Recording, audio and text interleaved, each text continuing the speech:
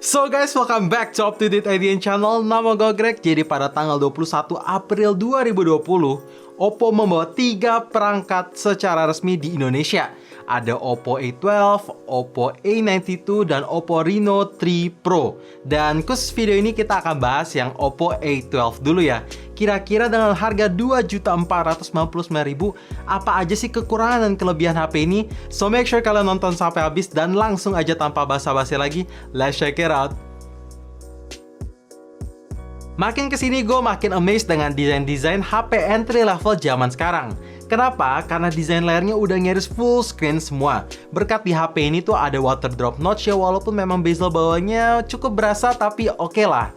Jadi ukuran layar 6,22 inch plus rasio 19,5:9-nya bisa dapat screen to body ratio sampai 89% yang oke banget loh untuk HP entry level lah ya. Lanjut untuk pemakaian sehari-hari, HD Plus-nya nggak gimana-gimana kok. Layarnya masih cukup tajam dan warnanya juga udah cukup vibrant. Dan bahkan tingkat kecerahannya bisa nyentuh sampai 450 nits. Jadi kalau memang mau digunain di bawah terik matahari, isi konten layar HP masih lumayan kelihatan lah dan gue suka. Oh iya, terakhir buat kalian yang memang rada ceroboh, tenang aja. Layar di HP ini udah ada lapisan Corning Gorilla Glass 3 plus dapat free screen protector bawaan. Gimana? Mantap kan? Body material di HP ini terbuat dari polikarbonat dengan finishing desainnya dibuat kayak doff dan ada pattern 3D diamond gitu. Yang keren menurut gua. Kenapa? Karena ada 2 alasan menurut gua. Pertama, HP ini tuh nggak akan jadi licin kalau misalkan nggak mau dipakein casing. Kedua, sidik jari jadi nggak terlalu visible. Itu nice banget. Lanjut untuk feelsnya sendiri menurut gua enak banget untuk di grip. Karena pinggir kiri kanannya udah dibuat melengkung dan HP ini tuh ramping. Sampai-sampai ngefek ke beratnya. HP ini cuman 165 gram aja beratnya. Mantep banget. Oh ya, untuk terakhir, HP ini dapat free casing bawaannya juga. Chipset di HP ini menggunakan Helio P35 dengan sistem fabrikasinya 12 nanometer.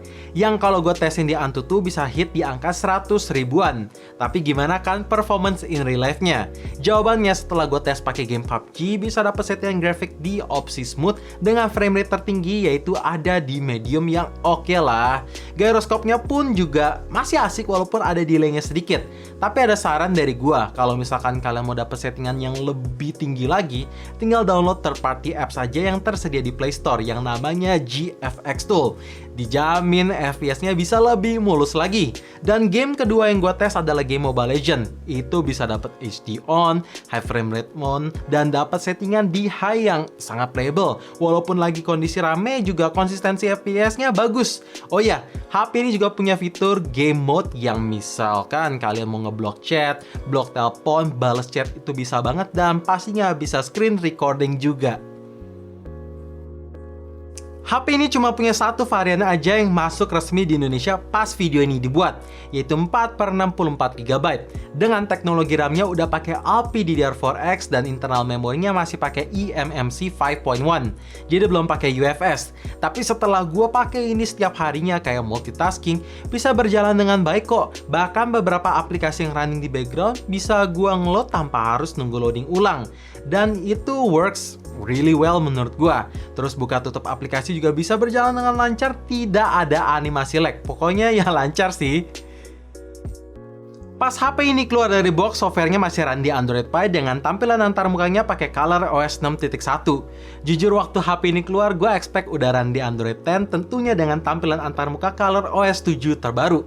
Karena ini kan HP keluaran tahun 2020. Tapi ya sudahlah, ColorOS 6.1 di HP ini menurut gue juga udah bagus. Karena ada app drawer, gesture stock Android ada, quick access file ada, dan yang pasti user experience-nya juga udah bagus. Tapi buat kalian yang penasaran apakah HP ini dapat Android 10 plus ColorOS 7? Jawabannya sih harusnya dapat, karena ini kan HP baru. Kamera belakang di HP ini menggunakan dual setup kamera yang primary lens-nya menggunakan resolusi 13 megapiksel plus 2 megapiksel depth sensor. yang hasil foto di kondisi daylight menurut gue juga udah bagus. Warna bisa mendekati nyaris natural atau sesuai apa yang gue lihat. Detail dapet dan dynamic range-nya bagus banget menurut gue ya untuk kelas HP entry level. Jujur, untuk mode portrait gue lebih seneng kalau misalkan hasil foto bokeh bukan aktifin mode portrait, melainkan pakai normal aja. Karena ternyata depth of field dari si primary lens tuh bagus banget. Bokehnya rapi dan background punya subjek itu ngangkat banget warnanya. Jadi ya saran gue kalau kalian mau foto objek yang agak blur backgroundnya, kalau misalkan lebih dekat ya pakai primary lens saja. Tapi kalau misalkan jaraknya udah 1 meter, itu baru nyalain lensa portraitnya aja ya, biar lebih rapi aja. Dan untuk kondisi low light menurut gue juga ya oke lah, nggak jelek dan nggak bagus-bagus amat, standar. Detail masih dapet, terus warnanya juga udah oke. Tapi jujur, gue berharap fitur andalan Oppo bisa tersedia di HP ini, yaitu Nightscape. Karena gue jamin hasil fotonya bisa lebih ngangkat secara detail dan warnanya juga. Mantep lah pokoknya kalau misalkan Nightscape ada di HP ini. Ya semoga bisa dibawa masuk aja.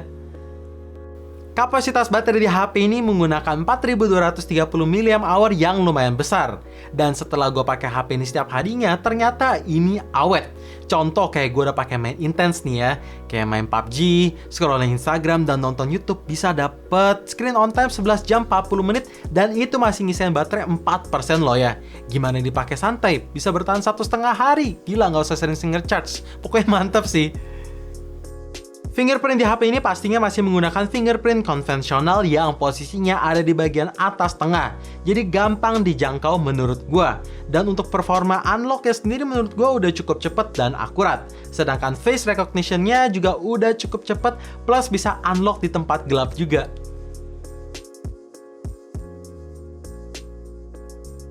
Speaker di HP ini menggunakan single bottom firing speaker yang surprisingly kualitas suaranya oke loh. Suaranya nggak cempreng, nggak sember, bass masih bisa terdengar, dan suaranya juga udah kenceng dan oke lah menurut gua.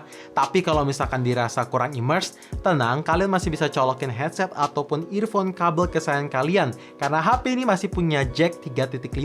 Tapi buat kalian dapat gambarannya, ini dia live test di kekuatan 100% gua play sekarang ya.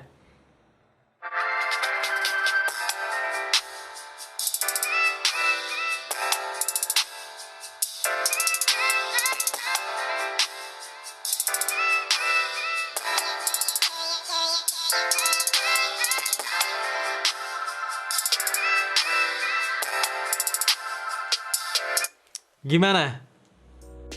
Untuk ekspansinya tersedia triple slot tray. Artinya kalian bisa pakai dual SIM yang support dual 4G plus VoLTE asalkan providernya support, plus nambah ekstra memori sampai 256GB. Karena HP ini punya slot dedicated micro SD ya. Jadi intinya kalian bebas upgrade. So guys, itu dia kelebihan-kelebihan yang ada di Oppo A12 ini. Dan sekarang gue mesti kasih tahu juga apa yang menjadi kekurangannya karena setiap smartphone tidak ada yang sempurna.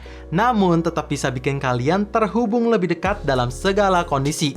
Langsung aja kekurangan pertama. Untuk HP keluaran tahun 2020 rada disayangkan ketika port chargernya masih pakai micro USB dan belum support teknologi fast charging, masih 10 watt aja. Gue berharap semoga di next selanjutnya dari generasi HP ini kedepannya udah pakai Type-C dan udah support full flash charge 3.0 andalan Oppo. Kenapa? Karena kalau misalkan kita lagi nge-charge dan kondisi buru-buru harus pergi, minimal udah dapat berapa persen yang bisa bikin HP ini bertahan seharian. Ya walaupun memang HP ini tuh awet banget, tapi buat kalian yang penasaran berapa lama sih nge-charge HP ini? Jawabannya nge-charge dari 6 sampai fully charge makan waktu 2 jam 36 menit. Kamera depan di HP ini menggunakan resolusi 5 megapiksel yang jujur hasil fotonya tuh ada di bawah ekspektasi gua.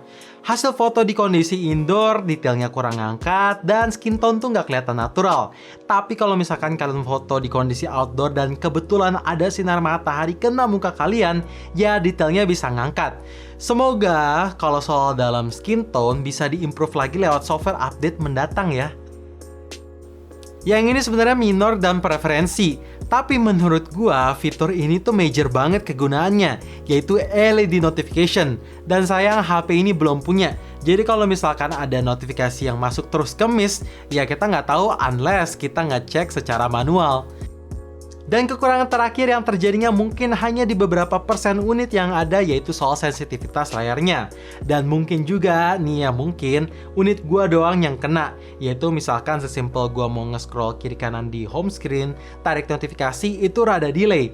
Ya semoga ini bisa diselesaikan lewat software update mendatang ya. Tapi ingat, ini hanya kena di sebagian kecil aja, sebagian persen unit aja ya.